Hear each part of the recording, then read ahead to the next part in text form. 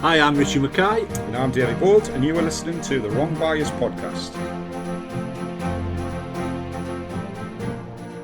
On today's show, we have Rishi Persad, who many will recognise as the presenter of the World Bowls and other sports on TV, like horse racing, so we're really looking forward to chatting to Rishi. We also have Scott Morland from Darlington South Park BC, who talks about the fantastic work he's done with his club. There's a real rags to riches story.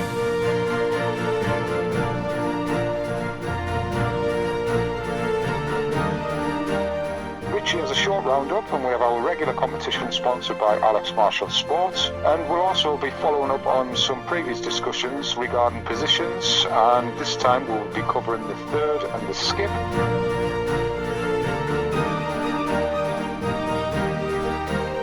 And we've decided to furlough the 7 up questions, and I'm going to introduce my new concept, which is bowls or balls, and Scott will be our first player.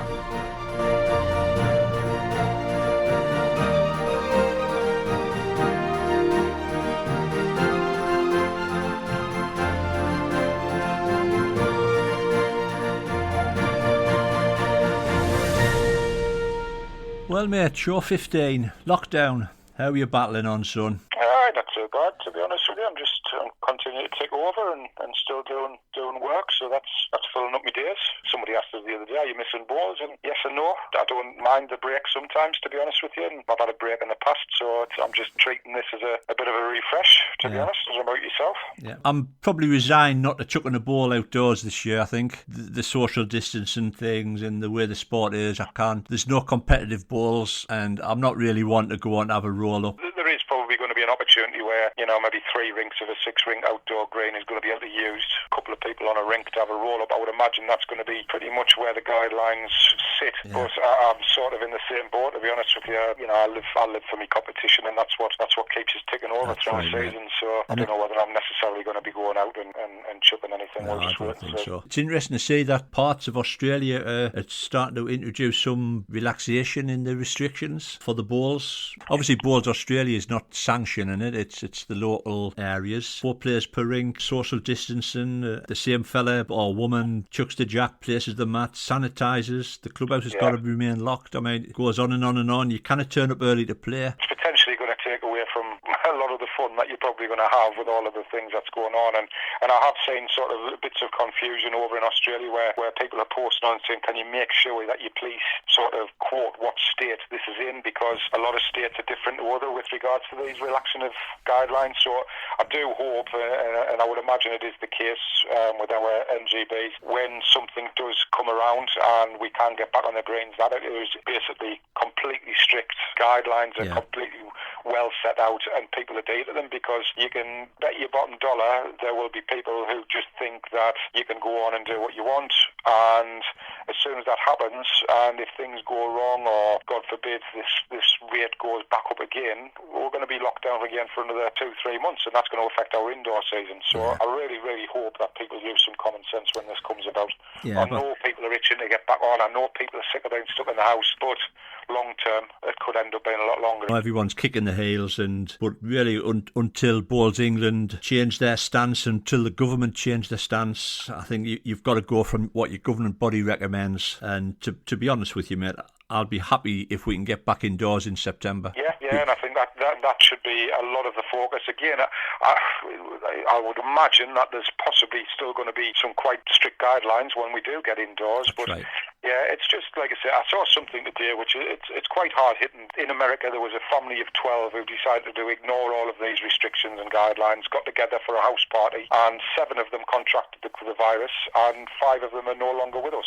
Yeah. So if that takes precedence over going out and playing bowls at the risk of potentially losing family members or friends, then I'm sorry, but it's something you need to have a really good look in the mirror. And the Bowls England recommended everybody to go and apply for the 20 million emergency relief fund, mate? My outdoor club, we applied. We're a council club. I'm sure there's a lot of clubs out there who are council run who think, well, this doesn't apply to us. Well, it does. And, I'd love to stress that you've got to understand that you are going to lose out on revenue revenue this season through loss of green fee, through loss of membership. You are still paying for your insurances.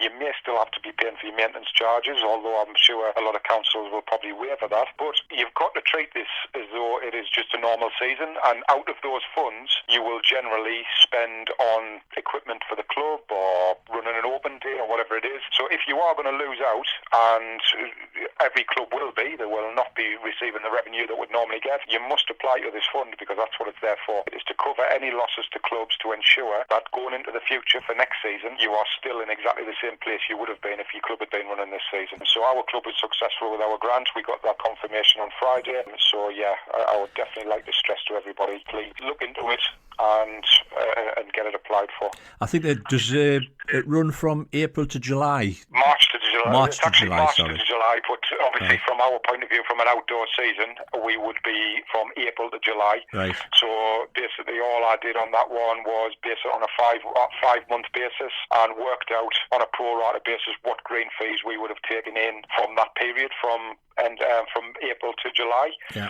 Worked that out, put that down as a figure, worked out what our membership would be on a normal yearly basis, put that down as a figure, and put down what our insurance costs, etc. were as well, and that comes up with a figure of what your revenue would have been for the season, and that is what you should be claiming for. It's good Balls England are getting it out there at a local level. Things are not getting publicised, I would have said. Extremely frustrating, and I hope this isn't the case for a lot of local districts or organisations, but they should be driving this. They've got a responsibility for the good of bowls in their area, so should be looking into what is available, what can clubs apply for, and how do they go about doing it, and they should be driving this for every single club secretary in the area and telling them you must apply for this for the safety of your own club, because the last thing we want to see in a year's time is clubs folding due to the fact that they lost money and lost membership, which we do every single year, and they're unable to run anymore. That should be the priority, and it should be pushed, and it should be dealt with. And now we have a cracking chat with Darlington South Park's Scott Morland. Hello. Hello, Scott. How are you doing? How you doing? Yeah, mate. Good, mate. Thank you very much for coming on the podcast. Much appreciated. I thought it was a nice little opportunity. I know you're in the heart of doing a lot of work in your club, Scott. So you've got a great story to tell. So I thought it would be a nice little opportunity for you to have a bit chat about your club and just a few things bowls related, if that's okay. Yeah, no problem. And I've got the beat machine ready as well, mate. Is that checking my heartbeat? I hope the dog's not gnawing your socks, mind you. And we'll not tell everybody what you call the dog. Rocket. So obviously we've known each other a lot of years. Started when we were younger in the game, but we'll probably come back to that at some point, talking about your involvement in playing the game. But your club, South Park in Darlington, you've recently been in Bowls International, given sort of an understanding as to where you were. So do you want to just give us a little bit of a recap of how long you've been at the club, what the state of the club was, and what sort of things you put into play to move the club forward? Yeah, I've been bowling for the club for the club since 1991. Just as an 11-year-old, it was quite a competitive-minded club, and it was a typical old-fashioned club where it was all set in the ways, and that's how it was really all the way through the 90s. And then late 90s, that with a lot of infighting, the club, to be honest, it almost collapsed. We went down to about 13 members. There was no new players coming in because the council had stopped public bowling, and as you know, in the 90s there was waiting lists. There was loads of people wanting to bowl and couldn't get a game, and none of the clubs were letting them in. And suddenly there was a big complete U-turn, and all the clubs are desperate for players. And about 2003, I became secretary and basically tried to get these 13 members up to a few more, just so we can keep one team running. And we started doing just the odd open day. We started introducing women into the game as well, because it was always just a men's club only. And we gained 2 or 3 extra teams at the time. Not a lot of massive progress, but it saved the club in effect. But then more so in the last 10 years, the social media has completely changed our club, and just on and on persistence, and there's a lot of local groups. You can really fire stuff out on a regular basis, and our clubs have just suddenly been building and building and building. And then as it's built, we've got more new players that are interested in doing work within the club, and it's helped us to introduce a lot of social events. We've got a golfing society now. We have a social event every month. There's lots of different things going on. We invite the public onto the green, but we don't really have the equipment. So we've tried to get a few target mats. We've got some really tiny little kids' balls so they can come on and try and win a prize. And we're doing an awful lot of different things social. And then the introduction of Richmondshire Leisure took over the cafe in our park. And they've allowed us to start getting public balls back on the green. So they don't have a lot of experience in balls, but we can give them the gear and they'll let people just hire them out and have a go. And that's gives us an opportunity to try and get people back in. And our membership is now around the 70 mark. And I just want to keep that going, really, and try and get it up to 100. So we're looking now at all these disabled items and more items for kids, just try and make it available for everyone.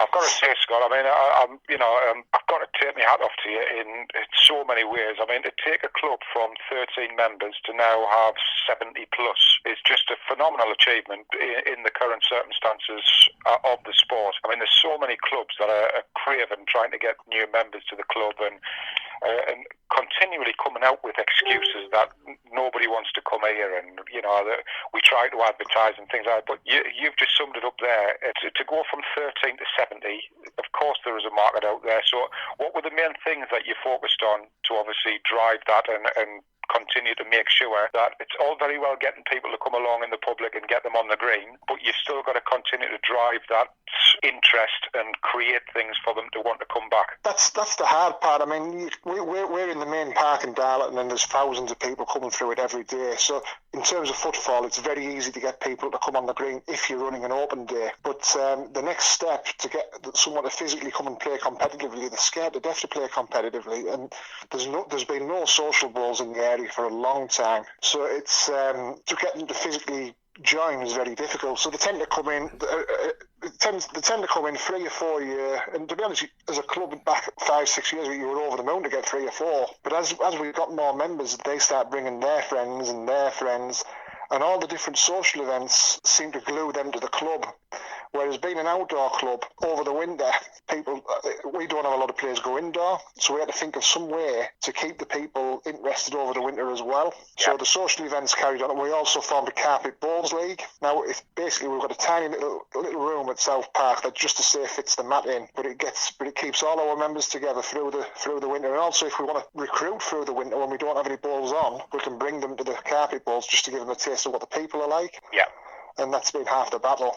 And it is, and it's all about creating that footfall. It's not about people going to walk into the park and are going to say, I fancy trying balls. You've just said yourself there are thousands of people who walk through the park. So out of those thousands, you will have probably a decent percentage of people who walk past the green and wonder what it would be like to try it. But actually taking that step of trying it, there will always currently be that little barrier of the feel as if it's an untouchable sport in some respects because of the pomp and circumstance that has gone before it with the blazers and ties and that's how people associate with it.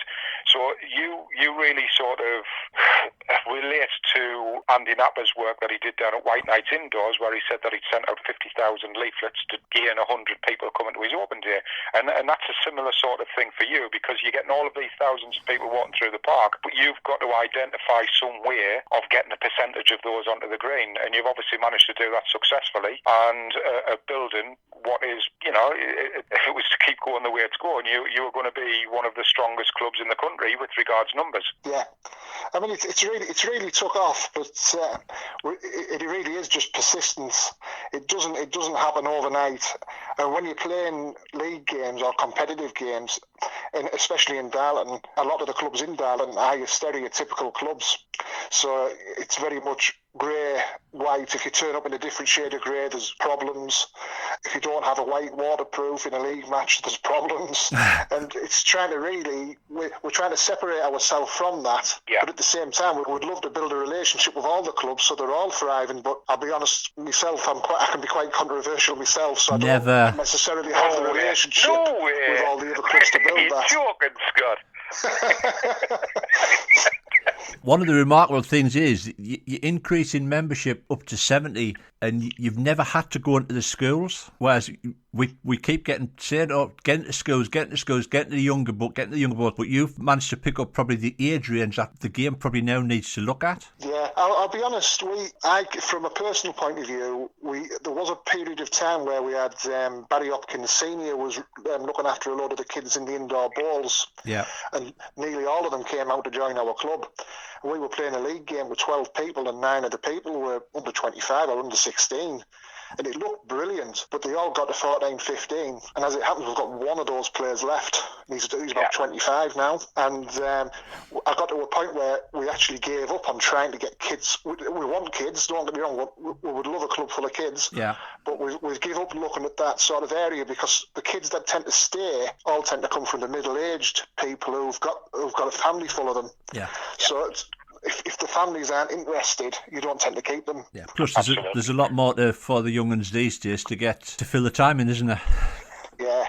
I mean, you can get them to try it, and they tend to love it. Yeah. But trying to keep them is very difficult if the rest of the family aren't interested. Yeah. Yeah. So, one of the nice things in it might sound awful, but one of the nice things that I saw this period of uncertainty with COVID-19, etc., was your complete and utter frustration, and you were gutted the fact that this season wasn't going to go ahead, because you've worked so hard to get the club into the position, and that's why I don't mean to sound awful by actually seeing the pain that you had to be able to not be able to do this season, but it's just fantastic to see somebody with so much passion who wants their club to succeed. And if every single club had somebody with that ethic and will to want to succeed, then this sport would continue to grow and grow. Just one thing I'm sort of interested in, because of what you're saying about your different clothing and doing things different, do you find that you get any sort of bad press or conflict from the clubs in the district or the organisation? Well, to be honest, we don't have anything overly exciting in the clothing department yet. It's something we want to do, but we've kind of had to phase it in every year. The price put a lot of people off straight away, so we started with a Sports Direct shirt and just put our badge on it. Yeah. Right. And as it's gone, we've slightly changed the shade of green, and I'm still struggling to get through a shirt that's really nice. But the biggest problem is when you're getting a lot of new members like we are, they don't want to pay a membership, then buy a shirt. So we've managed to find a bog standard shirt that we can give for free when they pay for the membership. And it takes a cost right out the window, and it looks as though they're getting good value for money. Yeah. Now, we don't get a lot of hassle off the other clubs at this point because we're not that dramatic in terms of dress. It's just the problems we've had with other clubs is, for example, we got 2 new members about 5 or 6 years ago, and we travelled to a club in Durham, and typically their first match ever playing balls for us, it lashed down. Right. And the lady didn't have a waterproof top, but she had a coat that was blue. Well, they kicked up about 20 minutes of fuss about her not being able to wear it, and in the end said, "Okay, I won't wear it. I'll just go out and get wet." And in the end, one of our bowlers went out and got wet and gave her one of our coats. And that was nearly 2 members lost there and then, and that's the difficulty across a lot of clubs still, even at this day and age. That's not grasped, is it?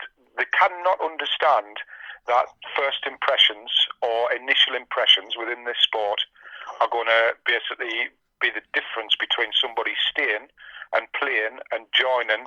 And once you've got them joining, it's an age-old saying that you're potentially going to have them for 10 years. Yeah. But as soon as somebody who comes up with something pathetic like, "No, you take that jacket off and you're going to get soaked for an hour and a half playing balls because we don't like the colour of your jacket," do they genuinely think that person's going to go away and say, "Yeah, I love this sport, what a fantastic place to be"? They just cannot grasp this concept of give and take. And yes, we know there's got to be rules. Yes, we know, we've got to adhere to, what's put in place. But crikey, come on, there's got to be an understanding of new players and just making people welcome into the sport at the same time. Yeah, definitely.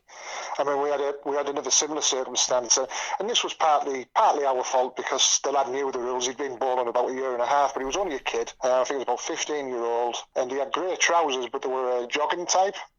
Now, I know exactly why he had that type. He was a big lad like me, and it's not as easy to get a comfortable fitting pair of grey trousers when you're a big lad. Yeah. And it was a 10-point deduction. he enjoys his game again now. But that was a member down the pan. He was only about 15-year-old. It is. It's absolutely unbelievable, and it is so frustrating. But no, I mean, like I say, Scott, we know that there's a lot of things that are happening in the club. You've got, I don't know if you want to just give it a little bit of a plug now about the event that you're hoping to run for next season. Yeah, well, so we're 125th anniversary, and to be honest, it's something for myself to focus on as well. With this season pretty much looking as though it's going to be a whitewash, but rather than doing what we've done in the past, or a lot of clubs do, where you would get Balls England up maybe to have a day where you're all getting your whites, you have something to eat, and you exchange a few badges. We're trying to do something a bit different. So I want to do a men versus ladies to start the day, which shows a little bit of that. We're trying to show how sport is for all, basically. So the first start of the day would be men versus ladies. Then we'd have a rink of showing our new disability aids and people to show what we have available for them to bowl. Then we'll have a kids rink where we'll try and make it look multicoloured, and we'll get some kids balls out, and it's going to be the proper matches, but we're trying to show the variety of everything. Then we want to invite clubs from all over the place if they'll come. We want to make sure that there's plenty of the new style shirts out to show what we're all about for the future. But in terms, we also want to celebrate our past, so we're getting in touch with places like Beamish and anywhere we can find some old clothes from the 1920s or the 10s, and we've still got some of the old proper wood, I don't know what you call it now, but the proper wood balls set in the clubhouse, which just sat there doing nothing. So we'll have a rink of people using them with the old-fashioned gear, a couple of rinks using really new shirts. I know I've asked to see whether you Vipers guys will come down with a rink. And I've ordered 4 of these Happy Bowler shirts from Boyd in Australia. So we'll try to show a bit of variation, but we're also wanting to do to try and raise a bit of funds as well. We're going to do a sponsored overnight bowling. So we don't know the exact format yet, but we're going to try and get every member to play through the night, or as many as we can, to raise some funds and just try and create a bit of press as well, and just hopefully that weekend will really give us a big push for getting interest from other people, which is half the battle. And you've done a lot of work on the green as well, haven't you, Scott? Well, it's not so much as the council looks after our green. Yeah. It's took a lot of years battling and working with the council to get to where we've got, but they repaired all our ditches. The green itself was an absolute mess last year. I mean, my back garden was flatter. But they've actually physically done a lot of work. They don't know anything about bowling greens, but now we've got a bit of a relationship with them. They're putting the effort in to try and get it to somewhere bowling. And sadly, it did look a lot better on the most this year. I know, I've seen your photos there. If council see that you are putting the work and the time and the effort in to improve your club, then you're bound to get a bit more buy-in from them, because at the end of the day, you're ticking a lot of boxes from their point of view. You're getting, you're helping the community, you're getting people out of social isolation to come and play the sport, you're promoting active and well-being. So there's a lot of boxes to tick, and again, this is another thing a lot of clubs need to learn from, that it's not just about sitting back and blaming the council for closing greens and twisting and moaning because of this, that and the other. It's getting off your backside. It is driving something. If it works, fantastic. If it doesn't, at least you can walk away and say we did our best before they closed the doors to our club. Then I'm sure that council opinion about your club has grown and grown and grown over the last few years. We had a really, really poor relationship with the council, and we had a scenario in Darlington where our members paid into a green fees pot. And our money was getting sent, it still is to a degree, gets sent to 2 other clubs in Darlington. And the idea is they look after their greens and the council looks after ours. And we were not happy that our money was getting ploughed into somebody else's facility. Yeah. And our green was looking an absolute travesty. But I caused trouble. I'll be honest, I caused trouble for a lot of years. And then, but we finally got a compromise a couple of years ago, and we're starting to build a relationship now with the council, and the things they've started seeing us do, and it makes it much easier. For example, when I've gone for a disabled chair, because they can see we're actually trying to do stuff, they said they'll fund half of it. Now, if I'd have asked for half of that 2 years ago, I'd have had no chance. And we're trying to get there now. It's one day at a time. That's brilliant, man. It is great to hear. And one thing we'll certainly do is we'll repost, obviously, your fundraiser for disability equipment that you've had on Facebook. And one thing I noticed about your club. There'll be more from Scott later in the show. Welcome to Richie's Roundup. Cue the music. News from Disability Bowls England, and it's congratulations to Steve Watson on being elected the new chairperson. Steve replaces Paul Brown, who had put in a 6-year stint in the role. Bowls England are looking to try to understand the challenges that clubs are currently facing. Therefore, they are looking at clubs to participate in the COVID-19 club survey. It only takes 10 minutes to complete, and they are looking for only one response per club. There was some sad news for the sport, as former president of the EBA, Bill Hatto, sadly passed away aged 88. The former Surrey County president became the EBA president in 1997. Bill was a tremendous supporter of youth bowling and generously supported the English Bowls Youth Development Scheme for many years. He was also an honorary life member of Bowls England. There was also some sad news for Bowls Scotland with the passing of former Scottish Bowling Association President John Darlington. John was president of the SBA in 1998 and was also president of the British Isles Bowls Council in the same year. He also served as the British Isles Bowls Council Secretary between 1998 and 2000. Both men dedicated many years to the sport, which no doubt they loved like you and me, and will be sadly missed. Clubs are being urged to apply for the Sport England Community Emergency Fund. All clubs, whether private or council-based, will have lost revenue during this crisis. So far, around 400,000 of funding has been approved to various sports.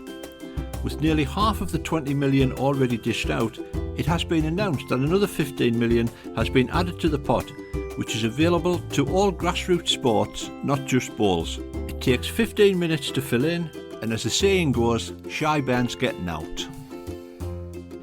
Following updates from the Scottish and Welsh governments, Bowls Scotland and Welsh Bowls have confirmed that all bowling greens should remain closed.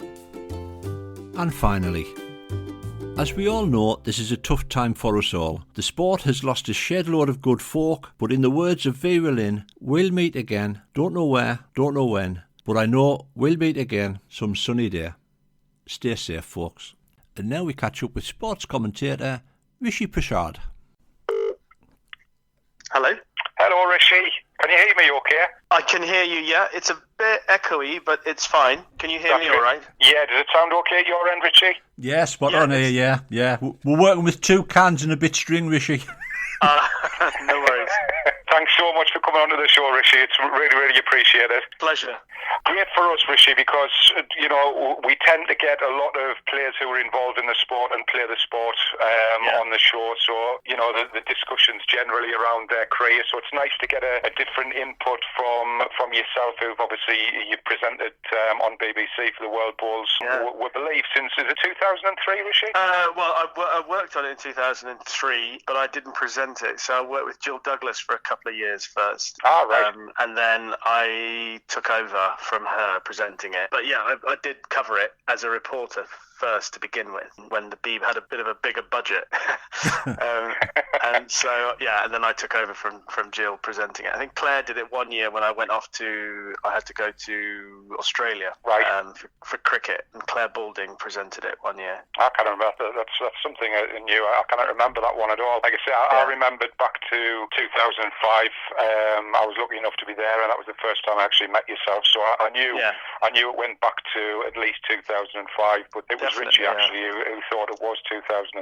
So what we're going to do, Richie, is we'll just park the balls for 2 seconds, because I would like to just get a sort of an insight into where it all began. And I do believe you wanted to be a cricketer or a jockey when you were younger and growing up in Trinidad. Is that right? Yeah, well, I wanted to be involved in horse racing at some time, but I thought about about being a jockey, but soon realised that physically that was going to be something that would be way beyond me pretty quickly. And then obviously I was also a cricket fan. I grew up obviously in Trinidad, and I wanted to bat at number 3 for the West Indies. And then suddenly again realised that similarly to the physical challenges of being a jockey, I was also incapable of dealing with the physical challenges of being a good cricketer.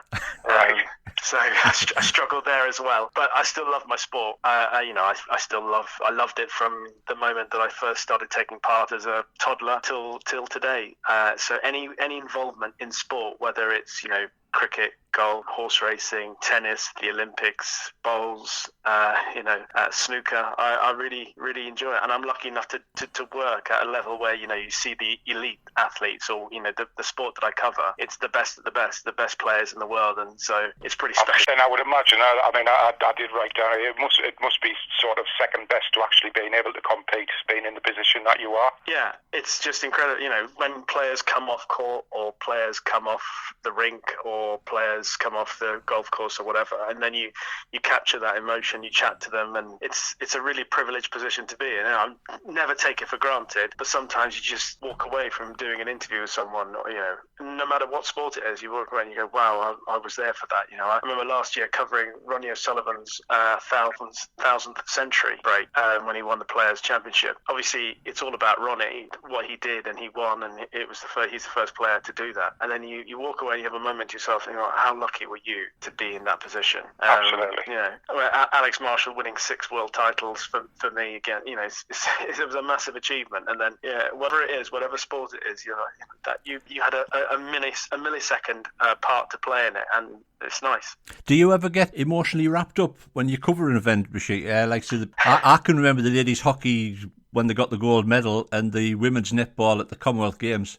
And I'm 6'7", built like a tank, and I had a bit of a tear in my eye. Yeah, well, yes, very, very often that happens. Yeah. I do. Yeah, I do get a little bit. I do get a lot emotional actually. A number of times. You mentioned the hockey. Uh-huh. I covered that in Rio. And I'd actually spent a bit of time with the team before I went to Rio. I went to Loughborough and spent a bit of time with the team, getting to know both the men's and women's team before I went out there. So I knew a few of them. And actually, my best mate growing up through my school years, he played hockey for England and Great Britain, and he represented Great Britain at the Olympics. So I'd had a little bit of an insight. So I knew one or two of the players, particularly on the women's team. I knew a couple of the players, the more senior players. So I knew how much it meant to them. I knew how well drilled they were and how hard they'd worked for it. And so when I was there watching them live their dream, it's not the same thing as watching, I guess, someone that you love, as a parent or as a child, or someone that you grew up with, your friend, your best friend or somebody, watching them achieve it. But it's pretty close to that when you watch people that you've seen work hard, achieving something that means a lot to them.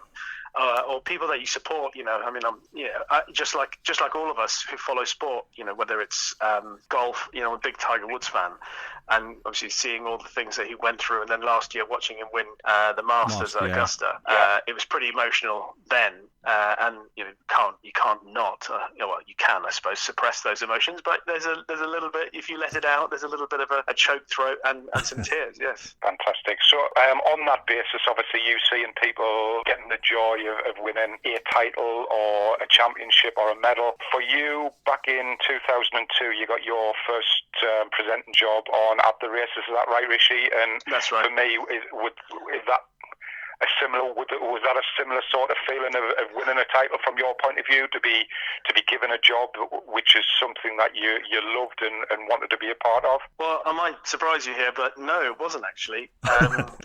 All right. Because the irony being was that I never applied to be on television or to work in TV. I did law at university. My dad was a lawyer. My parents wanted me to do that, but I never wanted to do it. I wanted to work in sport. So eventually eventually I got a job for a PR company working in sport, and they covered cricket and horse racing, and they looked after Vodafone and stuff like that. So I was very happy doing that job. But when I went away for a holiday, I went back home to Trinidad for Carnival, which is obviously a Trinidad Carnival is a bit of an extravagance. So I took an extended break, not only for Carnival but to recover from Carnival.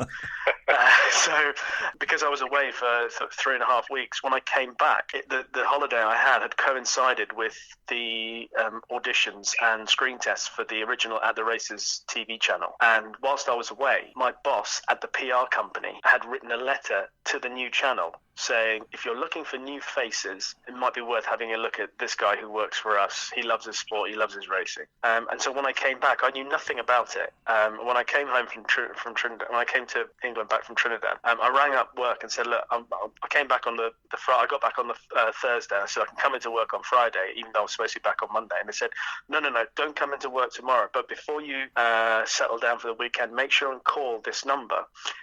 They want to talk to you. So I was like, that's a bit random. Anyway, I called them and they said, oh yeah, look, they're auditioning, screen testing for At the Races, and next week is the last week of screen testing and you need to come in. So I said, oh right, I don't know anything about this. And they said, don't worry, we'll explain it all when you get here. So it was the following Friday, and it was the Friday before Cheltenham of 2002. So I went along to this screen test and they told me to prepare some 2-minute spiel on the racing that day. I went along, did the screen test, but because I had no sort of expectations that I wanted to be a TV presenter, I wanted to work in broadcasting, I didn't feel that nervous about the whole build up to it. Obviously, once I got there and I saw the cameras and the lights and these people that I'd never met before, suddenly my heart started pounding, and I was like, I don't know what I've let myself in for here. Go to the screen test, had the screen test on the Friday, and on the Monday they rang and offered me a job and said, would you like to be one of our presenters on At the Races? And I'm totally blown away by it all. Couldn't believe how quickly things had changed, but it was all down to my boss putting me forward, and if he had never done that, I wouldn't be where I am today. So I mean, something that you just imagine that you would go through the process of something. You've identified the job opportunity and you've applied for it, so it's obviously something like that. You must be in a lot of respects very thankful for the opportunity that came out of nothing, really. Yeah, absolutely. So Laurie Brennan's name, and he and I are still very close to this day. He's like a member of my family more than a boss or friend, and it's something that he taught me. So whenever people come along and say, have you got any advice or can you help or whatever, I'm like, absolutely, because if it wasn't for me receiving the same sort of willingness from someone to help, then I would never have got to where I got to today. So I'll always be grateful and try and sort of replicate that for the rest of my life. Amazing. It's a great story. So I don't know how it all works, but you're now in this position on At the Races, and you said that obviously you got involved on the reporting side of the bowls. So yeah. When that initially came up, did a presenter, the director or whoever it was, say, right, yeah, Rishi, we want you to cover the World Bulls on TV? What was your initial thoughts about that straight away? I mean, we know that you love your sport, but did you know anything about bowls at the time, and did you have any preconceptions before you obviously went to your first event? I don't think I'd surprise you here. I thought I'd surprise you with my previous answer. I don't think I'll surprise you here that apart from David Bryant and Tony Alcott, I hadn't known a lot about bowls. Never heard of them, Rishi. Never heard of them. So, I mean, this is back in 2003. This is when it first sort of happened. I can remember the conversation where somebody from the Bee rang me and said that they wanted me to be involved in the Olympics the following year. And in order to sort of help me on my progression, then they wanted me to do as much as I could. And one of the areas that I could work on was bowls. And to be honest, because at the time I was so naive, I guess, I didn't think about, the status of a sport, because I was told I'd work on the London Marathon, the Wimbledon and bowls, for example. I'm pretty certain those were the three. I think I might have done a red button stint on the Open Championship, but I couldn't remember for certain whether it was that year or the following year. Anyway, that's where it all began, and the first event I covered was the International Open at Ponds Forge in Sheffield, and I went along to that without, obviously, at the time, knowing anything. But the one thing I tried to do is obviously do a bit of research. So in those days, scouring the internet wasn't as fruitful as it is now. So I did as much as I could before I got there, and then once I got there, the production company who I worked with, who covered it for the Beeb, it was was North One at the time, and the main boss, Gerard Lane, the editor, said to me, "Look, here's some background information and as much as you can." So then I did all my prep and everything. But the great thing about bowls, and I think this is one of the things people talk about it. It's funny because people talk about horse racing, and obviously there's flattened jumps, and the one thing people talk about, the real purists talk about how they love the jumps because the horses, the same names, come back year after year, and that's the beauty of bowls for me. In that it's the same stars that come back year after year, and they last so long. I remember when Andy Thompson won the World Championship for the third time, and the gap between his second and third. It's extraordinary. What other sports do you really get that? It's one of the most attractive things about bowls. But that's one of the things that I quickly learned about how long these players had all been around for. And at the time, I think David Goulet would have been number one in the world, and trying to follow his career path and which countries he'd represented by this time. Scotland, Australia, etc. It was all quite interesting and something to get my teeth into. But yeah, I picked up the interest pretty quickly.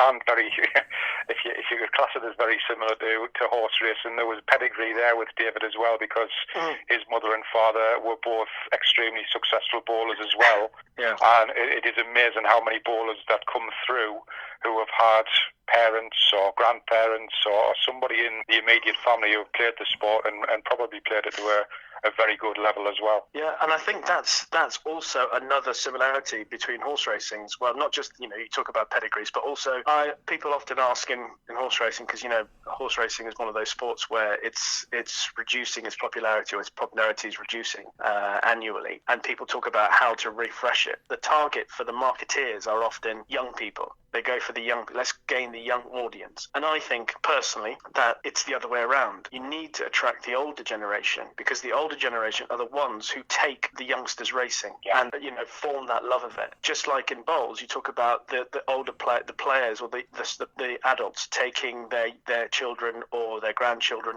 or their nieces and nephews and taking them along to play and sparking the interest. It's very difficult to ask a child to, watch racing and watch bowls and say, right, you watch this and become interested in it. But it's much easier if an adult takes them along, an adult that they respect and love and want to talk to and want to communicate with and want to share things with, and they find a common ground. I mean, I loved racing when I was growing up because my parents loved racing, and it was something that as a 6, 7, 8-year-old I could talk to my dad about. I mean, more than just saying, can we play a game? We could actually talk about, what did you think of that race? And he would say, yeah, what did you think? And it was something that sparked my love of racing, the fact that we could share a conversation. So it's the same thing with bowls. You get all these people who take their children or their nieces and nephews and grandchildren along to play. It gets their interest going. They can talk about that, and they can relate to something more than just the surface of a conversation that so often adults do with children. Absolutely, and it's good to hear from yourself from outside of the sport looking in, because it is something that's talked about regularly. We hear it all the time, and the guests that we get on the show, the general answer is that they were introduced by the parents. Yet the consensus of a lot of clubs in and around the UK is that we must focus solely on getting young players into the sport to make the sport survive and take it on into the future. And yes, we do, but I don't think the primary focus is about just focusing on the youth. And you've hit the nail on the head. As far as obviously what you've seen in the sport at the World Bowls, is there anything you would like to see potentially change, sort of a concept within the sport, or something in the surrounding aspect of what happens at the World Championships? Well, one of the things that I have found about the World Championship, for example, so a lot of events that I work on, they're constantly changing things and they're constantly trying to modernize.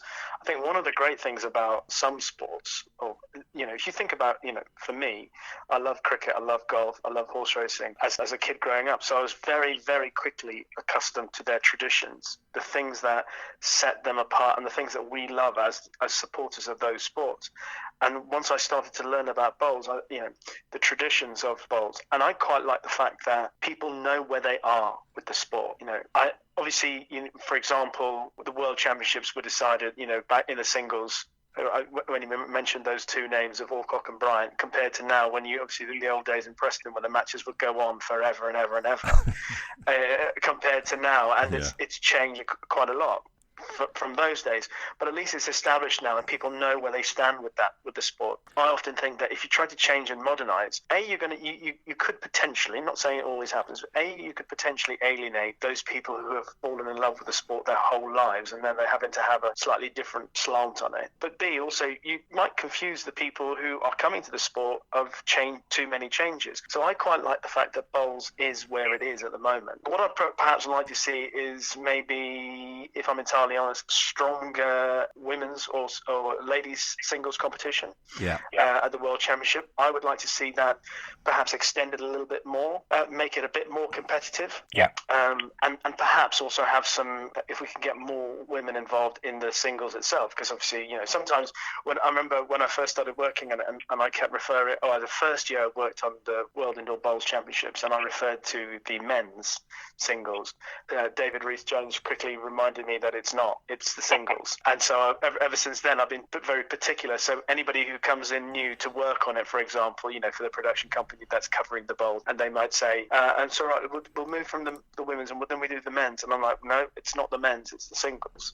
Women are also allowed to take part in that. And I'd like to maybe see, in years to come, a little bit of a stronger representation on the women's side. Would you like to see a separation between the two? So a fuller, more competitive women's singles running alongside a men's singles, rather than being a women's sort of invitation, smaller competition, and then an open competition for everybody. Because I always relate this to, let's say, Wimbledon. You don't have the women competing in the men's singles, etc. So I just think there's room there, the way you could define the two of them. You could have a women's world singles champion, and you could have a men's world singles champion. That's a tough one, because I think in that case, you'd need to ask the players themselves what they'd want. Because when you look at the competitions across the week, you've obviously got the mixed pairs, the singles, and the women's singles, and obviously you have players competing in three of the four. So it's possible to compete to a very high standard across more than one competition. I personally think that, given where the women's competition is at the moment, with the quarterfinals, semis, etc., if you could strengthen it up and make the quality that gets into that a little bit tougher to get into, I would like to see perhaps maybe then a couple of players at least represented in the singles as well. I think it's possible to do both. The way the competition is run, I don't think. I'm not a very good player myself. I have given it a go, but I think it's possible physically to cope with the demands of playing in the two competitions. I guess I understand the point you make about tennis, and I understand that the physical demands of it means that it might be easier to compete at that intensity across two competitions, but I think that might be an answer for the players. I think in the olden days, the title World Indoor Championships, we got sort of like the Southern Hemisphere players coming in. Now it just seems like it's like a British Isles tournament. Do you think that it would benefit getting more foreign players, overseas players into the event? I think so. I think international players always add to it. When I first started, Kelvin Kirko was the most exotic player, but because he was obviously from down under. But I think the more international players, obviously bowls as a sport is big across a number of nations, and obviously the Aussie area is an area which could be exploited a bit more. Perhaps there ought to be some way of at least include whatever happens. Like you rightly say, it looks like a very strong home nation representation every time at the World Indoor Bowls Championships. Yeah. But I do think that there is room for a bit more. Again, I always feel it should be earned on merit. I don't think that we should be giving anything away to people saying, of course, we need more international representation, so let's assure ourselves of a spot for so-and-so nation. But I do think that if you are of a certain standard, that you can determine from the way the rankings go, etc. There ought to be an opportunity for more international representation at something that is called the World Championships. Yeah, you should be looking for quality and not quantity, really, should you? Agreed. Yeah, no, we appreciate, obviously, finances play a big part in that, but it would be great, And there'll be more later in the show. Right, mate. Continuing our theme of a few podcasts ago, we've give our opinion of the leads, we've give our opinion of the second. Well, now we'll take on the role of the third and the skips, mate. Now, my idea of the third is he's the man in the middle. At a club level, he gets it in both ears. The front end will twist about the skip. The skip will twist about the front end, and of course the three of them then twist about the third. I think he should be able to open the head up, and which is possibly same for the second. Good communicator and somebody who commands the head and not afraid to pick out the shot for the skip. The only thing I would possibly say on that one is the communication side. I don't necessarily think you've got to be a great communicator per se as a third in some respects. And what I mean by that is you're not in control of the whole rink. So obviously the person who you're communicating with is generally going to be your skip, because your skip will then control your lead and your two. So I think you need to have a good relationship with that skip as a third, be able to work and bounce off each other. And I think in a lot of respects, some of the best combinations that you see, a lot of the times they don't really even need to speak to each other, because they know what, the strength of each are, and are more than happy to just go down and say, get yourself down there and play what ball you fancy. The third definitely for me has got to have all the shots. Got to be able to draw, they've got to be able to play that running ball, they've got to be able to cover. You think it's easy to be able to cover the back of a rink and stick one 3 yards wide up in the top corner. It ain't easy to do that, so you need that particular skill as well. And you've got to be able to open heads up and ideally put your skip in the ideal position for when they walk away from the head. And what do we always say would love to be able to do with skip is just be able to walk away and either cover the back or add to what's already been sort of built up by your front three. There's always a story. The legend from Stanley, Tommy Buller, international series at Teesside. He's playing third to Peter Line, who's obviously been a long-standing in England international at the time. Yeah. And Tommy being Tommy, this particular end, he gets his cloth out and he shouts out, "This is your line, Hinny." And he's wafted. Tommy was great. He was character of the balls, and it just wasn't done in them days. And that probably brought Tommy's international career down. That ended it, I think. Did it? Yeah. It was just something that you didn't do in them days. International third, showing an international skip.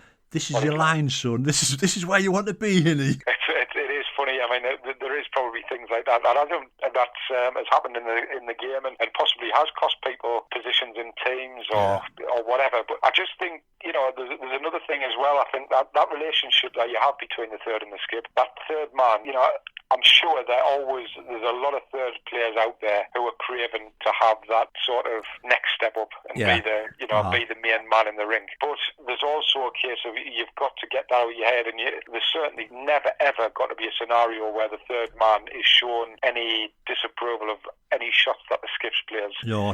Because they think that they could have played the shot better. It's really, really important that when the skip walks away from the head, they have got the 100% backing of that third to basically say, I trust you can go down and play this. Because there is one position that is the most awful to be in as a skip, and that is if you've walked away from the head and you've got a sense of doubt from the players about the shot that you're playing, and also the sense that it's sort of pressure of the third is giving you 4 or 5 different shots, and you how many times do you walk down and you just play one that's in between all 5 of them, and it ends up being a no ball. So it's vital, the third has got to have the qualities of being very, very. You went back to you said about communication. That is the key part of their communication. It is the 100% trust and giving that skip the utmost confidence that you believe they can play the shot.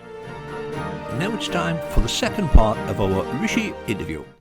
Having covered some Commonwealth Games yourselves, I know yourself, Rishi, I know you were in Delhi for one. I don't know if you managed to catch any of the balls, but there are some phenomenal players that I just think would really, really give a boost to the World Championships. The likes of in New Zealand, Shannon McElroy, Joe Edwards. Who we talk about the women's game. Joe is probably recognised as the best woman player in the world, but yet we've never seen her on BBC over here in the Women's World Championships, which I just think would really give it a boost. And there's the likes of Ryan Bester from Canada, and there's just so many players who I think would really add and are absolute top-notch players, and I just don't think it could do anything but promote the sport in a much better light again, and maybe increase the viewers who are currently watching at the moment as well. I agree. I mean, if you look at the template for success across a number of sports, when you start to branch out and bring other nations into it, it only emphasizes the reach of that sport.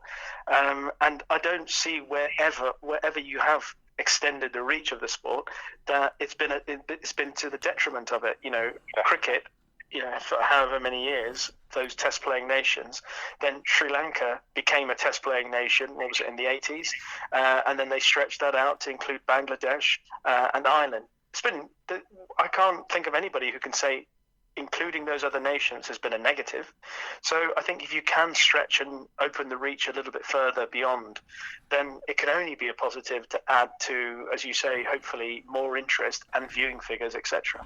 Without a doubt, yeah, absolutely, and hopefully we're going to only keep our fingers crossed. Like I say, we fully understand the position of the sport. We fully understand that sponsorship is not easy to come by, and money is tight. Which, if that was available, you could then potentially attract those players to come across, because obviously the cost of flights, etc., is not cheap, and they could be potentially over here for 2 or 3 weeks.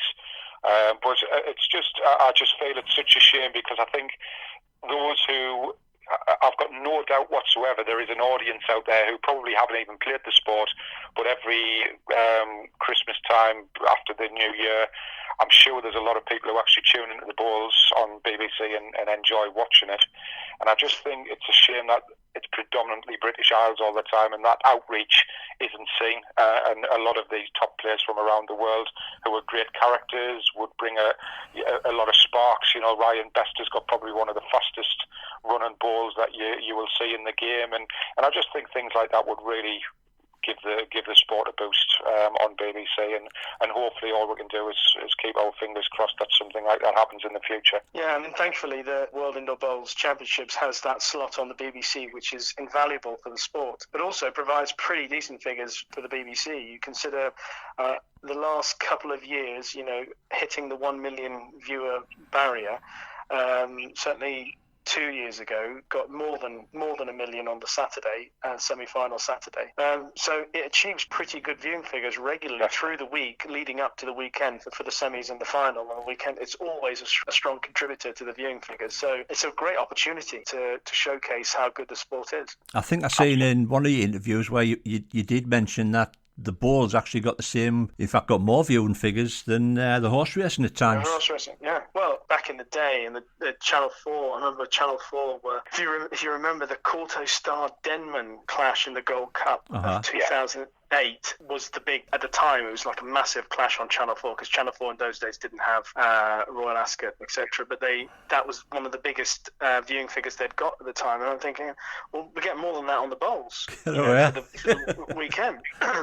That was obviously back in 2008, etc. But even as recently as this year, the best day of viewing figures for the week during the World Championships was pretty much on par with the best, or the peak viewing figure for the racing on ITV on the Saturday. So it just goes to show that despite some people having a stigma about a certain bowls audience, that bowls audience is quite significant, because it equals the same audience that racing can attract on a Saturday afternoon. Yeah. So it's just a myth. We really need to get down to the nitty-gritty with regards to marketing the sport a little bit better, because if we can, as a sport, be turning around and saying that we're getting these viewing figures in comparison to the horse race, and then surely there must be sponsors out there who must think, well, hang on a second, are we missing a trick here? Because for what may not be a lot of money to them, could be huge to bowls, but yet it gives them some fantastic advertising due to the figures that are watching the TV to watch the bowls. And so I think that there's a little bit of work we need to do there to try and maybe improve that side of the sport. One of the things I was quite intrigued about, Rishi, was, this may sound like a stupid question, but does your presenting style change from presenting, obviously, for the bowls to the horse race? And in some respects, the reason I ask that is you're not going to potentially be interviewing anybody in the bowls at the stature of, let's say, Saeed bin Sarua or Aidan O'Brien or Nicky Henderson, for example. Do you feel that it's a little bit more relaxed when you're presenting the bulls than what it is in horse racing, or do you just take it in your stride, and is it quite sort of universal? For me, it's universal, and also I would get as nervous about interviewing Aidan O'Brien after the Derby as I would interviewing two people who I get on very well with, interviewing Tatty Marshall or Paul Foster, perhaps if they've had a defeat, because nobody likes interviewing somebody after defeat. And as well as I get on with both of them, sometimes it could be a bit awkward. So it is a test. So you can't slack off. You've still got to be on your game. I remember when Paul Foster lost in the mixed pairs final, was I think 3-4 years ago, and I asked him a question. So that's right. Robert Paxton had won he'd won the mixed pairs final the day before, and he won the pairs final on the second final day that we covered. And Paul Foster was on the losing side in the final both times. And I think I said something like not coming out the wrong side on 2 days. And the whole crowd. It wasn't that that pointed a question, but obviously I had to refer to Paul losing 2 days in a row, or the disappointment of being on the losing end 2 days in a row, and the whole crowd suddenly went, "Ooh." And I didn't think it was that bad or that pointed a question.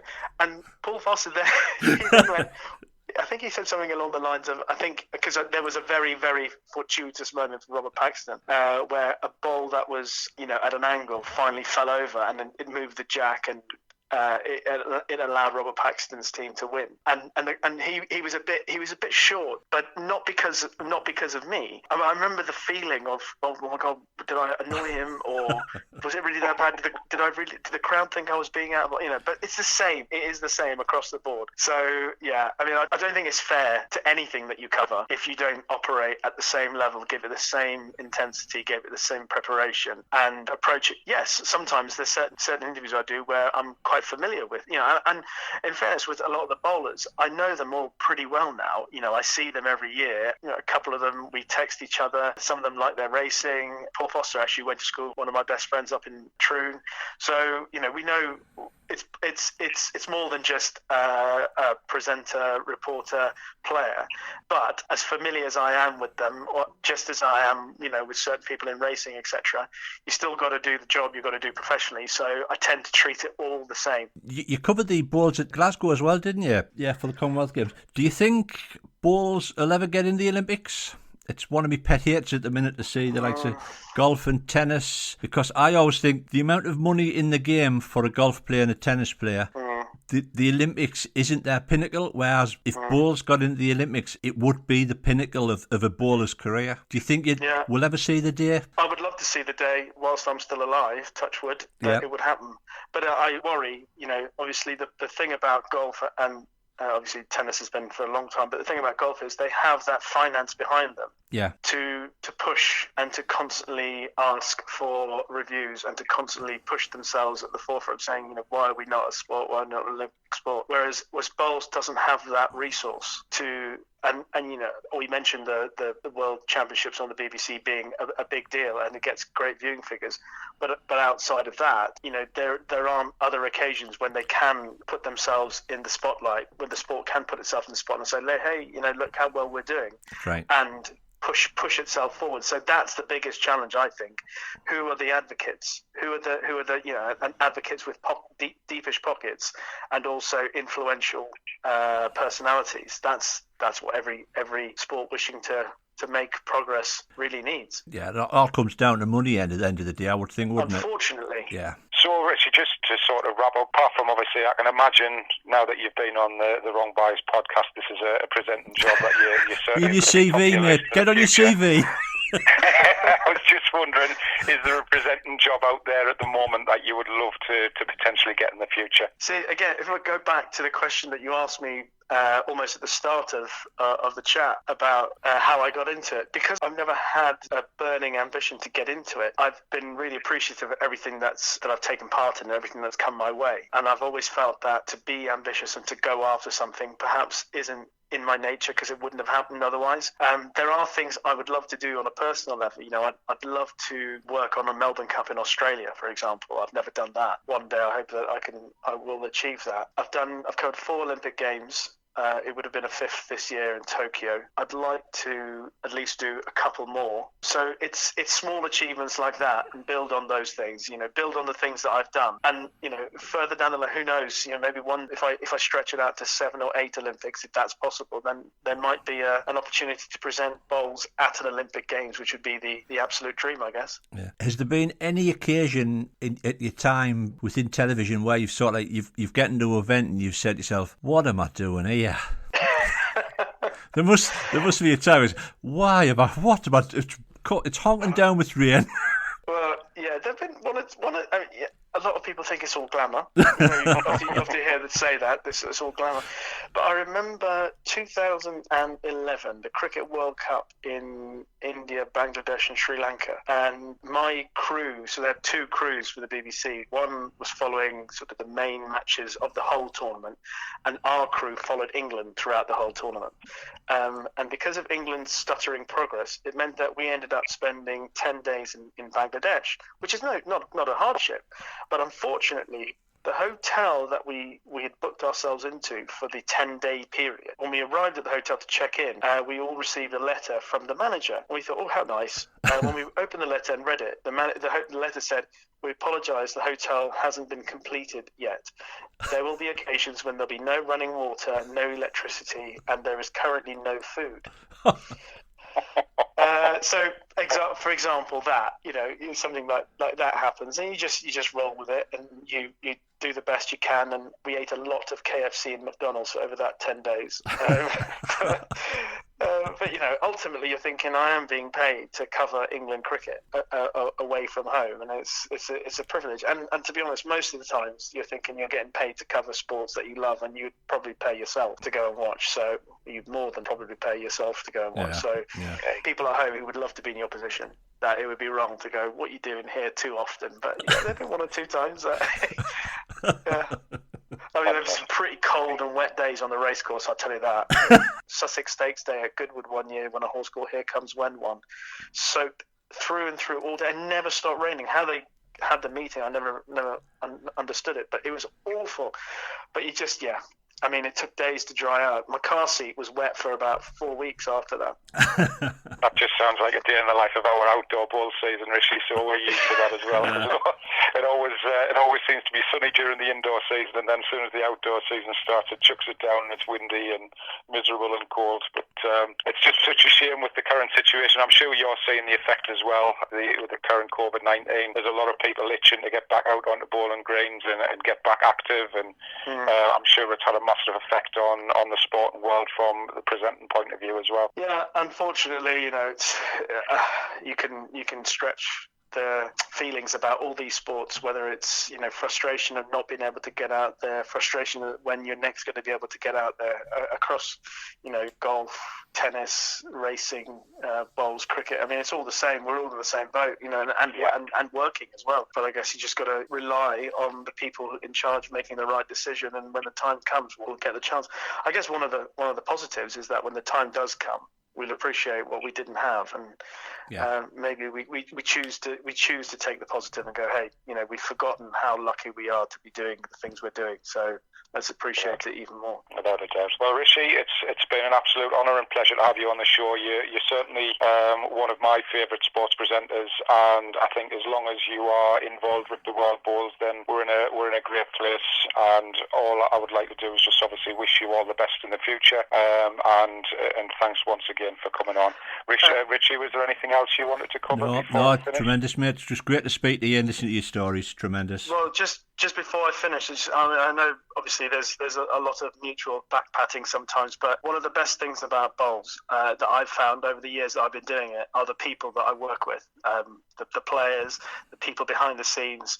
Just really, really down to earth, nice people that you look forward to seeing every year. They remember you, you remember them. You have lovely conversations, and this conversation this morning is an example of that. Just really normal, nice people that you just love to chat to, and I've really enjoyed it as well. So Richie and Dave, thanks very much. No, not a problem at all. And I must, just before we go, thank David Corkill again just for obviously making the connection with yourself, Rishi. So I know you've worked with David for a lot of years, and he certainly falls into that category of what you've just been speaking about there as well. So thanks once again, Rishi, and all the best for the future, and thanks so much. Pleasure, guys. Take care. Stay Thank safe. you. Cheers, mate. Bye. Bye, guys. Bye.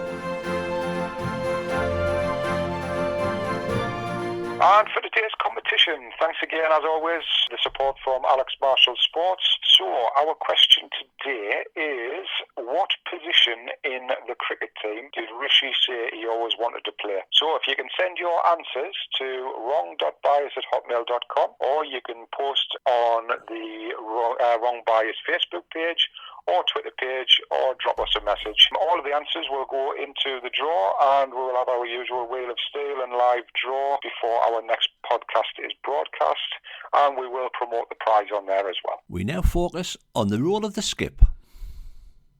So yeah, definitely a third man, and they've got to be, my opinion is there's a lot of third men out there, or third women, sorry, I keep missing the gender there, but... You're getting in trouble for that. Oh, definitely. The third may players. never, ever, in my opinion, be a top-class skip. Right.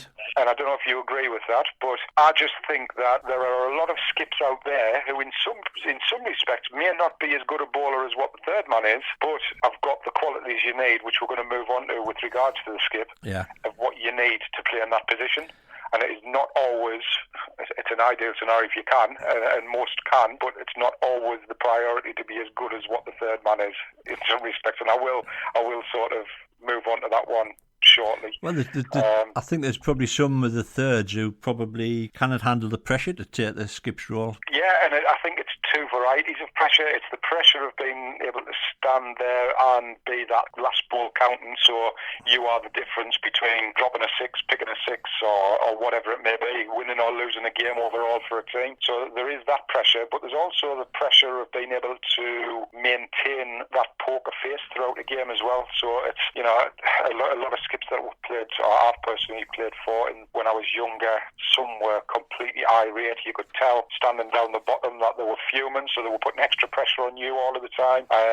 Some were quite relaxed and you wouldn't get a great deal out of them. But I think for me, the perfect skip is somebody who can just keep composed under every circumstance and be that encouraging voice throughout the whole game. Yeah. For all inside, you might be burning and going, for God's sake, will you just get us a ball within 2 foot to your leads or your seconds, who might be having a struggle in the game. It might be killing you because you know that these players are capable of so much more, but there is no good in jumping up and down and making your feelings known. I think a good skip is one who can maybe just take those players to one side and just say, come on, let's just get back to basics, play some balls, get us some balls that are going to be effective in a game. We talked about it previously, about getting a ball maybe a couple of foot through the head, not necessarily happen to be within inches of the jack. So it's all about motivation and talking to people the right way. And some thirds, this is why I sort of go back to, some thirds are maybe absolutely tremendous bowlers and are maybe a better player than the skip, but just can't get the best out of the players,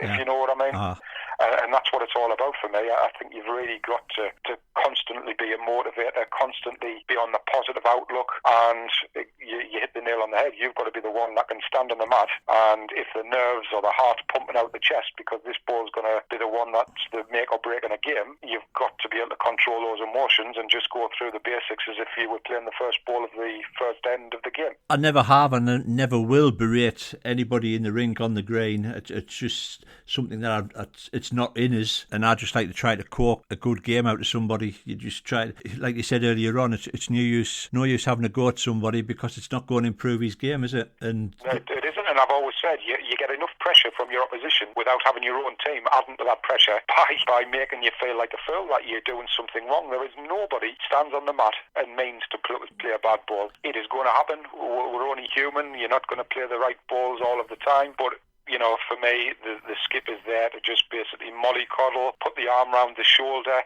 give them a pat on the back, and just give them that sense of, I know you're a good player, and I know you can do this. Yeah. Don't worry about it. And I know it's hard not to, because personally, you always take it to heart. If you're struggling, you know you're struggling. You try too hard. It puts extra pressure on yourself. Yeah. So it's all about that skip, just basically sort of being that comfort blanket in a lot of respects, and saying to that person, look, it's one of those days, but you're more than capable of doing this. Get yourself down there, try and block it out, and just give us the best balls you possibly can on the day. You've seen it. Everybody's seen it. There's the skips at club level where it's embarrassing to watch them. Oh, it's horrendous. The way they have a go. You're not up. Give it up. You're not up. It's rubbish. It's crap. It's got just kicking the air, and it's like, what do you think you're gaining by doing this? I cannot understand the mentality of somebody who thinks that is going to get the best out of anybody. Because for me, that would be the top of the list of me saying, I will never ever play with somebody like that. I just couldn't do it. No. I've never been like that myself. No. I never will be like that. Yes, I get frustrated, and yes, there's times I'm probably having to bite my lip because you're thinking, crikey, we've got to this situation, and maybe somebody's not. One thing that probably gets to me as much as anything is that concentration levels. If it's a key game or you're struggling, but then you're disappearing off the green and you're messing about on your mobile phone or whatever it is off the green, that is something that really, really irritates us, because all I ever ask from any of my players is just give you full attention for that period of time during a game, and I would never ever sort of berate anybody for any shots that they play. I mean, the mobile phone thing, didn't get us started on that. But in my time, I've only ever gotten my head in my hands once, mate, and that was playing for Durham Middleton Cup at Notts HQ. Yeah. My skip at the time was Cliffy Simpson. Yeah. Now, Cliffy was quiet as a mouse, great to play with. I learned a lot from him. But anyway, on the day, we were getting humped 15-1. We got the jack, and he got us in the middle of the green. And I'll tell you what, he laid down the law in no uncertain terms, mate. And it worked, because in the end, I think we either got a draw or we only went down by a couple. But it's always something that I've stuck in my back pocket. I says, well, the day'll come where I'll sort of like, I'll do that and see if it works. So there is a time and a place, like you said earlier on, to get them together and give them a talking to. Definitely, yeah, and it's about doing that in your space. I class it, I talked about having a poker face, and I do class bowls as like a game of poker, because one thing you don't want to happen, or for your opposition to see, is that you're laying into your players in the middle of the green. So you would do it in a very succinct, sort of, low-key manner, but you would make sure you got your point across, and just basically sort of got in a little huddle and said, now's the time, we need to step this up. But if you were to be standing up the top and you're shouting this up the green at somebody, all it does is feed your opponent. They must just think, happy days, I've got them. Yeah. And we've all been there. We've played against players who we know have got that type of temperament. Right. And as soon as you stir the pot a little bit and wind them up, that's it, game over. Yeah. It's tremendous, and that's what I love, and it's why the sport is so great, and it's been good to talk about the positions, because each one, it's just like a military operation in some respects. Each have got their own job that they need to do, and if you each do your job to the best of your ability, I would say you will win 9.5 times out of 10. Yeah, and I think the body language as well, mate, and it all comes down to body language end of the day, like you said. If you're huffing and puffing, you know you've got them. Yeah. If you're chucking your cloth on the ground, you know you've got them. If you're cussing and swearing your head off, you know you've got them. Definitely. One of my favourite things at times is when you play. I have me moments where if it's a really big ball, I'll give it a big one. But I also love that other side of playing that big ball and just walking up there as if you've just drawn a yard short. Yeah. Because for me, that psychologically plays into the opposition's mind again, as if to say, crikey, we've got a battle on here. Because if he doesn't think that's a good ball, then what is a good ball? Exactly, so it is all a game. It's like I say, poker and chess, I think, are two games that somehow are sport up. It's thinking shots ahead, and it's, trying to manage situations, and basically psychological side of things is as big a part as what ability you've got. Yeah, exactly. And here's the end of our chat with Scott Morland. Scott, as you've got a massive followers from from all around the UK and probably the world, in fact, because obviously you mentioned Happy Bowler there over in Australia. I know he regularly sort of interacts with yourselves. So that's a really good thing to see as well, that you're actually promoting what you do and people are interested. Yeah, I try on the social media page, I tend to try and show a lot of different things that may be of interest. So to target the Darlington area, we'll show a bit of the beautiful park. We might show the duck pond and things like that for the Darlington area. For competitive bowls, we'll show a little bit of what the top players are doing. To try and show a little bit of colour, we'll show a bit of the Australian, the Ultimate Bowls and the BPL, and we'll try anything that could attract, that covers all the different audiences, and also shows that we're not part of the stereotypical setup. So we tend to have a joke. If there is a stereotypical photo comes up, we might controversially make a comment about it. And but that's just the way we try to. It keeps the attention and the footfall on the page as well. If somebody disagrees, they post an issue, and before you know it, you've got hundreds of people looking at your exactly. Your posts and you wouldn't get that if you were just continually posting things and going down the same old route of, this is what bowls is about. Controversy creates conversation, and for all you're not trying to, cause trouble, it's about people's opinions, and those opinions are then where you can start to get onto conversations about what you're doing good at your club and what's worked for you. Then you may get ideas from other people and say, well, this is what we've done in the past. And these are the things that we need to continue to stimulate and push, in my opinion, is creating that little bit of interest and controversy and asking the questions and pushing the boundaries a little bit all the time as well. I have to say, Scott, probably one of the best photos that I've seen is the one with the good-looking lad in the green blazer outside that tremendous clubhouse of yours. I thought that looked absolutely tremendous. A photographer from Eye of the Time came down and must have took hundreds of pictures of me. How he didn't break his camera, I don't know. But he came down and I thought, well, it's a bit of ideal press for us, and there's nothing to lose, you know what I mean? So he came down. I'm actually on a video in the branch every day of the week ever since.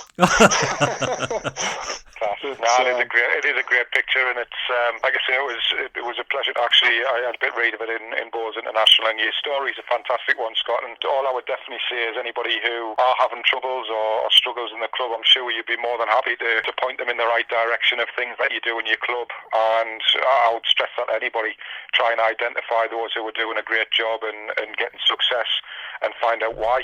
And all it can do is potentially help your own club. Just moving on from that one then, Scott, we'll just quickly we'll go back in history a little bit and just your playing career. So we grew up as juniors together. At the time you were a county bowler, and you knocked in a few titles back then as well. Do you still have the same hunger as you had back then for the sport, or do you prefer the admin side of things? I have the hunger for the sport, but I'm physically not as able as I was.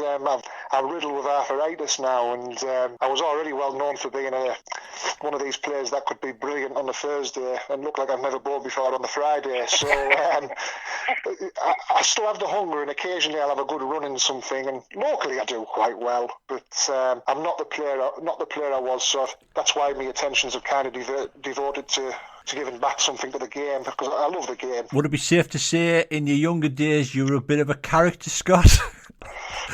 you like to ruffle a few feathers? To be honest, I was quite quiet when I first joined into the county scene, and Get away. I was very nervous, and I didn't always bowl very well for the county because of those nerves. Right. And I was fast tracked because I had a little bit of success beating Davey and getting the under-25 trials with Dave. That's right. I was put straight into the A team very quickly. Yeah. And I got that nervous, I started gaining a delivery problem. And from about 2000 to about 2010, I couldn't deliver a ball properly. Uh-huh. And it took me a good 10 years, and it's still not 100% now, but it caused me a lot of problems, and that all caused by nerves. Right. Was it a bit like the yips, Scott, was it? It was almost like a shaking of the arm. I couldn't get a smooth action, and even when I practiced, and then I just couldn't get rid of it. It was just like a mental block, like they do playing darts, and they just can't get it. That's what I was thinking, yeah. Yeah, I just can't get it right. Now, I came across a press release. Well, must have been when I just started. Here's a memory for you. 2003, you played Mr. Bolt in the county under-25 singles, and you didn't finish the game. Oh, I'd upset Dave if I told the story of this one. Go on, tell him. Well, I was. We had to rearrange the match because I think there was all sorts of problems. So Dave had to try and squeeze into the little time we had to play it. Right. And I'd played on rink 3, I think it was at Eldon Grove, 2 days or a couple of days before in the semi-final. Yeah. And Dave turned up 29 minutes late. I'm not joking. It was 20. I was. Mal Hughes was sat next to me, telling me, "Oh, you'll get to claim this," and I was getting all excited. I was going to wave in, and then he turned up with about 30 seconds left on the clock. And I went on the rink, and stupidly, I mean, you learn these things as you get older. Stupidly, I thought I was on the same rink I was on a few days earlier. Right. But they changed the peg. Oh. Well, Dave just took me to cleaners. So I think it was about 18-0, and I spat me dummy out and told Mal Hughes where to stick his game. And yeah, honestly, I cannot remember, and this shows how bad my memory is. I cannot remember that at all. And I genuinely, it was only about 20 minutes work for you, I think. Do you think it was the fact that he turned up 29 minutes that worked you up even more, mate? You should have mentioned the one where I beat him. That would have been a much happier experience. No, come on, expand on that. To be honest with you, Scott, there are several scientists still trying to do analysis to try and work out how that happened, and they still haven't come up with a conclusion. So I've got no idea how that happened. Come on, it's never left us since, mate. I tell you. Come on, tell us more, Scott. What year was that? Oh, it was about 97, I think. And how old were you? I think I was about 16, 17. Dave's about a year older, aren't you? Something like that. Yeah, I think I'll have been about 18, 19. Was that the under-25s as well? Yeah. I didn't know Dave was the superstar at the time, though, so it meant when I came off winning 21-20, as far as I was concerned, I'd just beat a local club player. Well, you had? But it lashed down, I think, for a good 2.5 hours in this singles game at Mainsforth.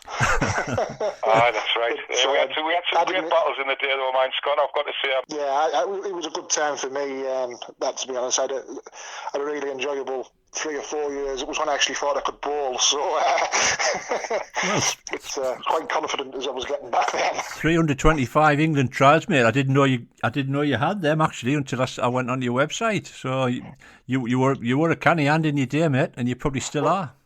I only turned up for the first one. The second 2, I was appalling. Yeah. But again, I was quite nervous back then. I only became loud, boisterous, and obnoxious probably from the early 2000s. Well, my opinion on that, mate, is it would be a boring world if we were all the same. It's nice to have somebody who can stir the nest.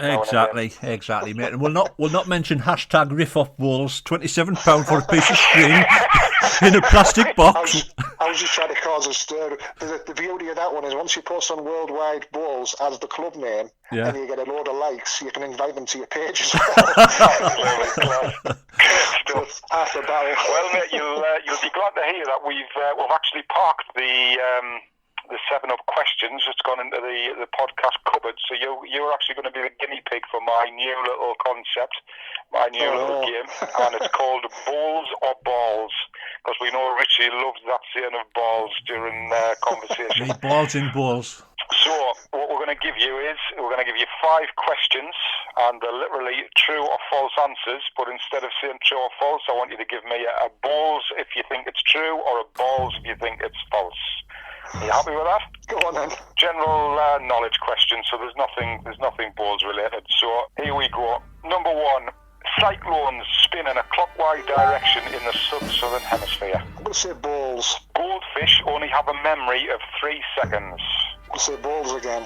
The capital of Libya is Benghazi. I'll say balls again. Brazil is the only country in the Americas to have the official language of Portuguese. Balls. Channel Tunnel is the longest rail tunnel in the world. Balls. You've done really, really well here, Scott. Richie, are you taking a note of these answers? Yeah. So you should have the score. I think I worked that score out at 1 out of 5. So I think we'll go with the Cyclones. You got that one right. You said balls. That one does spin in clockwise direction. Goldfish is actually balls. Scientists have found that the memory can last for months. The third one, the capital of Libya, is Benghazi. I believe you said balls, and it's actually balls. It's Tripoli. Brazil is the only country in the Americas to have the official language of Portuguese. Did you say balls or balls to that one? Balls, I think I said, but now it's probably balls, that one. That's a start, mate. You got 2 out of 5 now. The Channel Tunnel is the longest rail tunnel in the world. That is also balls. It's the Gotthard base tunnel in Switzerland, 4 miles longer. So that's it, mate. You've been our first entry into the balls or balls leaderboard, and you are probably going to finish last. I'm top for 1 week. Great stuff, mate. You're all right, mate. I might get an errand again. He's walked off. He's gone. He's out of the room. Right, mate, it's been an absolute pleasure to have you on. We've been talking about bringing you on for a couple of shows, and it's a nice one to bring you on because I know you're doing a lot of work, so it was nice to promote a couple of things that you're doing. So thanks very much for coming on. Richie, anything else you want to cover before? No, just carry on the great work, Scott. I think what you're doing is tremendous, mate. Cheers, lads. I think if you said to us back in 1990 that Scott would have been secretary of the club by now and doing everything what he's doing for the game, I would have looked at it as if you were stupid. But I think what you're doing is tremendous, mate. Absolutely. Just a last quick mention. I should have said this during the call because as much as I like to take the credit because I'm big-headed, we've got a great set of people at our club now, and I'm very grateful for the backup that they give me. And I've never had it until the last few years, and they're all fantastic. That's great, mate. Absolutely. But that also comes from somebody setting the precedent, mate. I'm sure they follow you because you obviously put in the time and effort yourself. So great to hear you, mate. Wish you all the success in the future and look forward to watching the story grow and hopefully seeing your club grow as well. Magic. Thanks very much. Cheers, no Scott. problem, Scott. Thanks, You take care, mate. Lads. Bye. Ta-ra.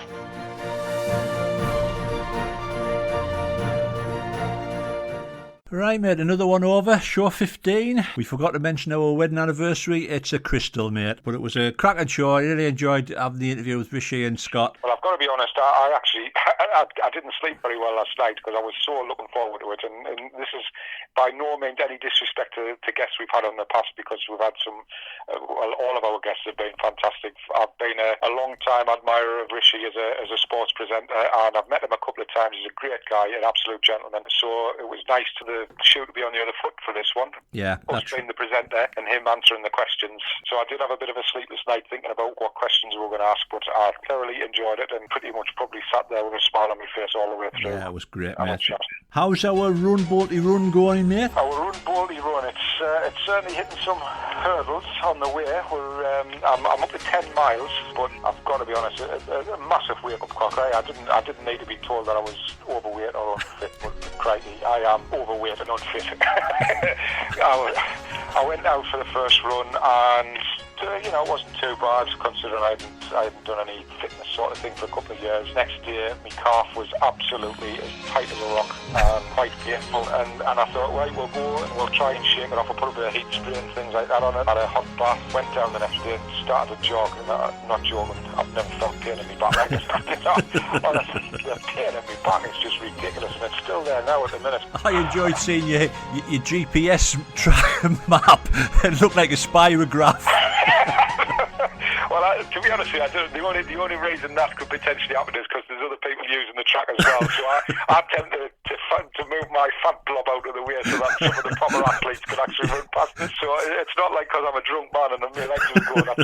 Honestly, looks like a couple of times you fell down the hedge. Fell down the hedge. A couple of times I wanted to lay behind it and not get back up. But hopefully by the time the podcast goes out, I'm really going to try and get this remaining 16 miles out the way. I think I'm around about the £250 mark with the donations, which I'm massively thankful for. And I just apologise that I'm maybe not going as fast as Mo Farah in doing this, and it will be a bit of a slow jaunt, but I will get the 26 miles. You get there, Sonia. A quick mention to Brian Taylor as well for his virtual singles that he ran on the Facebook page. He raised £500, mate. Brilliant. Absolutely brilliant, and it was a great job. Highly underestimated how something like that could, if people think that it just happens. It certainly does, and I know Brian was absolutely shattered on a couple of the nights. It's not particularly easy to be thinking of all of those different outcomes of, you know, the commentary during the games. All that's happened is a computer generating some numbers, and Brian was having to put all the word into it. And I thought he did an amazing job, and I know he's going to try and potentially apply it to a couple of other projects. Raises money for charity, all well and good, but I think as a little side thing for people just to tune into, which a lot of people did, I thought it was a great little thing. Got to take a lot of credit from it. I was just over the moon to win one round, mate. Me singles record. You did. Poor Mr. Morland, who was on the show anyway, I think he had a 10-0 lead, and then I think he must have did what he did against me and stormed off, because I didn't know if he scored again, to be honest. I think, did he play, was it Scott Walton he was playing? It's Scott Walton. I was. Luckily, Scott didn't have a go, didn't respond back. Scott's obviously let a couple of his fierce drives go and get a couple of results. Scott's just buggered off. For this, I'm off. And a special thanks to Gary Hood as well for donating these Commonwealth Games blazer. It was, yeah. We did a spot prize again last night. We got about, I think it was 78 entries, which was great. So yeah, huge thanks to Gary. That was a nice prize, and I did ask him twice, "Are you sure you want to put this in?" But he was more than happy to. So yes, thanks very much for that, Gary. Very good. Well, that wraps it, mate. We'll meet again, mate, as Vera Lynn used to say. We will. Well, watch what you're doing, mate, with the run, and stay safe. You too, mate. Take care. Ta-da. Thank you for listening and hope you've enjoyed the show. This has been a Dodgy production.